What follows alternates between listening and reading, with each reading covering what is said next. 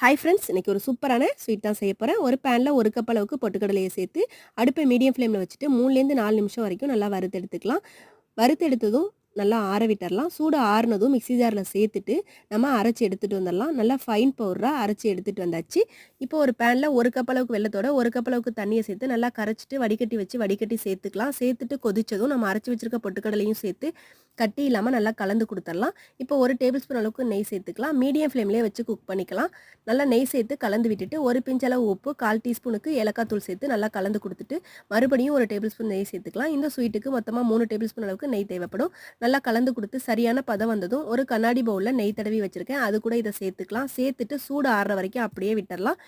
இப்போ நல்லா சூடு ஆறிடுச்சு. இத ஒரு தட்டுல மாத்திட்டு, நமக்கு விருப்பமான ஷேப்ல கட் பண்ணி எடுத்துக்க வேண்டியதான். எடுத்தோம்னா சூப்பரான பொட்டுக்கடலைல பர்ஃபி ரெடி ஆயிடும்.